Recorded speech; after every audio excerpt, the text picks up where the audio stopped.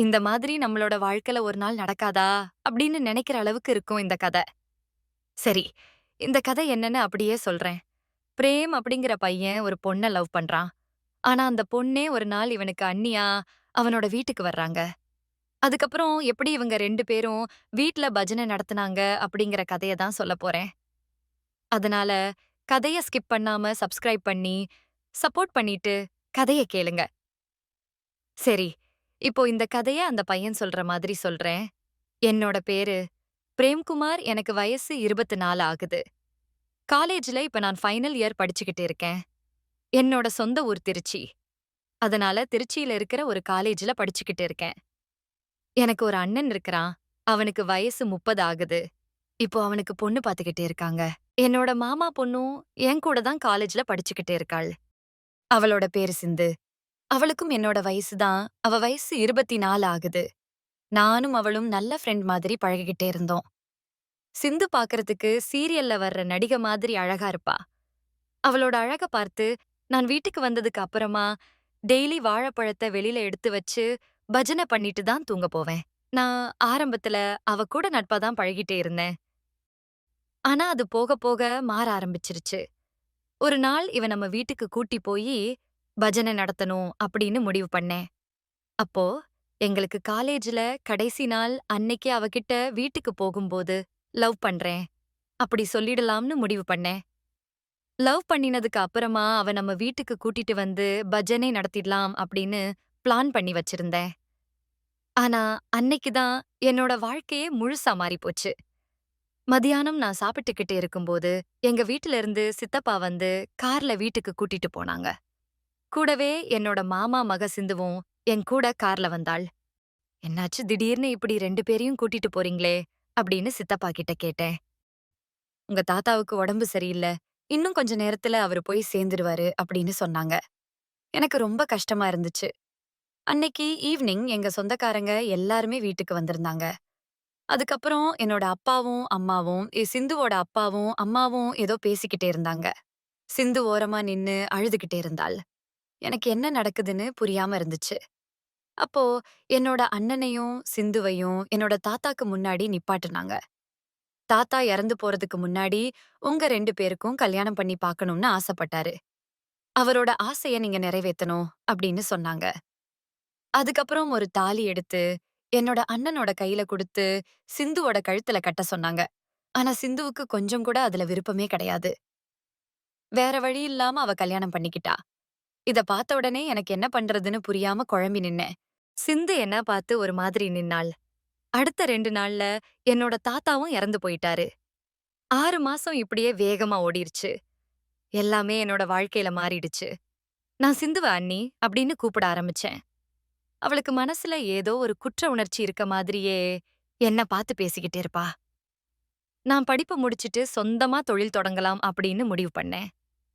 ஆனா என்னோட குடும்பத்துல கொஞ்சம் கஷ்டம் இருந்துச்சு. அதனால என்னோட அண்ணன் வெளிநாட்டுக்கு போறதா என்னோட வீட்ல சொல்லிக்கிட்டே இருந்தான். ஒரு கட்டத்துல அவனுக்கு சிங்கப்பூர்ல வேலை கிடைச்சுச்சு. சிங்கப்பூருக்கு போகும்போது அவனோட மனைவியையும் கூட்டிட்டு போறதாக சொல்லிக்கிட்டு இருந்தான். எனக்கு அது கொஞ்சம் மனவருத்தமா இருந்துச்சு. ஆனா, ஊருக்கு போறதுக்கு ஒரு வாரத்துக்கு முன்னாடி சிந்துவ கூப்பிட்டு, இப்போதைக்கு நான் உன்ன கூட்டி போக முடியாத நிலைமை வந்துருச்சு.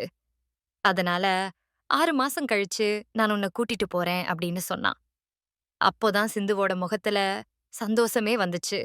என்னோட அண்ணனும் வெளிநாட்டுக்கு போயிட்டான். நாட்கள் இப்படியே வேகமா ஓடுச்சு. ஒரு நாள் நான் காலையில குளிச்சுட்டு ரூம்ல வெளியில போறதுக்காக ரெடி ஆகிக்கிட்டு இருந்தேன். அப்போ எனக்கு முன்னாடி சிந்து அங்க வந்து அவளும் ரெடி ஆகிட்டு இருந்தாள். அப்போதான் நான் அவ வச்சிருந்த பலூன பார்த்தேன். அந்த பலூன பார்த்த உடனே ஒரு நாள் இந்த பலூன கையில எடுத்து விளையாடணும் அப்படின்னு முடிவு பண்ணேன். இப்படி நான் அவ வச்சிருந்த பலூன பார்த்துக்கிட்டு இருக்கும்போது அவ என்ன பார்த்துட்டா. அதுக்கப்புறம் நான் அங்கிருந்து ஒண்ணும் சொல்லாம வெளியில வந்துட்டேன். அதுக்கப்புறம் மத்தியானம் அண்ணி என்ன மன்னிச்சிருங்க. தெரியாம காலையில நீங்க வச்சிருந்த பலூன பார்த்துட்டேன் அப்படின்னு சொன்னேன். டேய் பிரேம், நீ தெரிஞ்சு பார்த்தாலும் தப்பில்லடா அப்படின்னு சொன்னா. எனக்கு அவ அப்படி சொன்ன உடனே ஒரு மாதிரி ஆயிருச்சு. அவ பார்க்காம ஒரு ஓரமா நடந்து வந்துட்டேன். என்னைக்கு என்னோட அண்ணன் சிந்துவோட கழுத்துல தாலி கட்டி அவனுக்கு பொண்டாட்டியா மாத்துனானோ, அதிலிருந்து நான் அவ எப்பவுமே தப்பா பார்த்ததே கிடையாது. ஆனா அவளுக்கு என் மேல பாசம் இருக்குன்னு அப்பதான் எனக்கு புரிஞ்சுக்கிட்டேன். அன்னைக்கு என்னோட வீட்ல இருக்கிறவங்க எல்லாருமே சொந்தக்காரங்க விசேஷத்துக்கு போறதா சொன்னாங்க. அப்ப நானும் சிந்துவும் நாங்க 2 பேரும் வரல. நாங்க 2 பேரும் வீட்டிலேயே இருக்கிறோம். வீட்டுக்கு காவலுக்கு இருக்கிறோம் அப்படின்னு சொன்னோம். சரி, நாங்க போயிட்டு 1 மணி நேரத்துல வீட்டுக்கு வந்துருவோம் அப்படின்னு சொல்லிட்டு, வீட்ல இருந்து என்னோட அப்பா, அம்மா கிளம்பி போனாங்க. நான் அமைதியா டிவி பாத்துக்கிட்டு இருந்தேன். அப்போ சிந்து என் பக்கத்துல வந்து உட்கார்ந்து பேசிக்கிட்டு இருந்தாள். "டேய் பிரேம், நான் உன்ன உண்மையாவே லவ் பண்ணேன்டா. ஆனா காலம் நம்மள பிரிச்சிருச்சு." அப்படின்னு என்னோட தோள்பட்டையில சாஞ்சு அழ ஆரம்பிச்சாள். அப்போ அவ வச்சிருந்த பலூன் என்னோட மேல வந்து விளையாடுச்சு. அதுக்கப்புறம் அவ "நீ என்ன விட்டு ஒதுங்கி போகாதடா. நீ எனக்கு வேணும்டா. நான் உங்க அண்ணன விட எனக்கு உன்ன தான் ரொம்ப பிடிக்கும்." அப்படின்னு சொன்னாள். எனக்கு இத கேட்ட உடனே என்ன சொல்றதுன்னு தெரியாம முழிச்சுக்கிட்டு இருந்தேன். இப்படி நாங்க 2 பேரும் பேசிக்கிட்டு இருக்கும்போது, சரி, அவ வச்சிருக்கிற பலூன எடுத்து நாம விளையாடுவோம். அப்படின்னு அவளோட பலூன என்னோட கையில எடுத்து விளையாட ஆரம்பிச்சேன். ஆனா அவ பதிலுக்கு எதுவுமே சொல்லாம பேசாம இருந்தாள். அப்போ நான் அவ கூட பஜனை பண்றதுக்கு கூட்டி போயிரலாம் அப்படின்னு பஜனை பண்றதுக்கு கூட்டி போனேன். ஆனா அந்த நேரத்துல காலிங் பெல் அடிக்கிற சத்தம் கேட்டுச்சு. அதனால நாங்க 2 பேரும் எதுவும் பண்ணாம போய் கதவ தொறந்து பார்த்தோம். அங்க என்னோட அப்பா, அம்மா திரும்ப வந்திருந்தாங்க. அதுக்கப்புறம் சிந்து கிச்சன்ல போய் வேல பார்க்க ஆரம்பிச்சா. அன்னைக்கு எனக்கு தூக்கமே வரல. இதே நெனப்பா தான் இருந்துச்சு. இப்படி இருக்கும்போது, ஒரு நாள் என்னோட அப்பா, அம்மா ஊர்ல இருக்கிற லேண்ட் சேல் பண்றது 2 பேருமே கிளம்பி போனாங்க.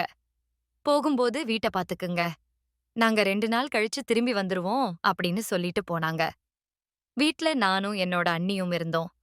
அவங்க போனதுக்கு அப்புறமா என்னோட அண்ணி சமைக்க போனாள். எனக்கு பிடிச்ச மீன் குழம்பு சமைச்சுக்கிட்டே இருந்தா. "அண்ணி, இன்னைக்கு என்ன சமைக்கிறீங்க?" அப்படின்னு கேட்டேன். "உனக்கு பிடிச்ச மீன் குழம்பு தான் சமைக்கிறேன். இன்னைக்கு ஒரு புடி புடிச்சுடு" அப்படின்னு சொன்னா. அவர் என்ன சொல்றாருன்னு நான் புரிஞ்சுகிட்டேன். அதுக்கப்புறம் நான் போய் குளிச்சிட்டு வர்றேன். 2 பேரும் ஒண்ணா உட்கார்ந்து சாப்பிடலாம் அப்படின்னு சொன்னாள். "சரி அண்ணி, நீங்க போயிட்டு வாங்க. நான் வெயிட் பண்றேன்" அப்படின்னு சொல்லிட்டு டிவி பாத்துக்கிட்டே இருந்தேன். கொஞ்ச நேரம் கழிச்சு அவ திரும்ப வந்தாள். அவள பார்த்து நான் மிரண்டு போயிட்டேன். ஏன்னா அவள் வரும்போது குத்துவிளக்கையும் பலூனை கையில பிடிச்சுக்கிட்டு நடந்து வந்தாள்.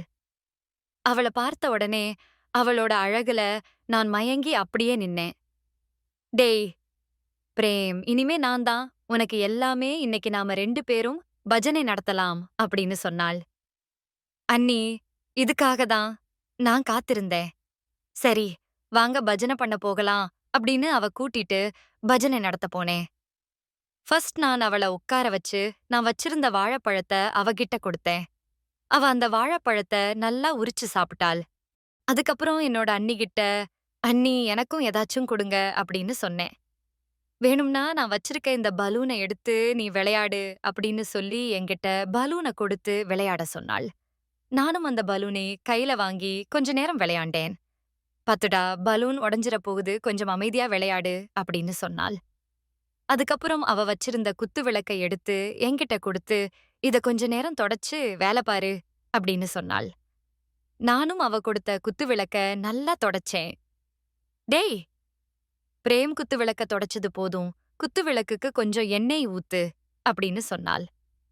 "சரி அண்ணி" அப்படின்னு சொல்லிட்டு நாங்க 2 பேரும் பஜனைய ஆரம்பிச்சோம்.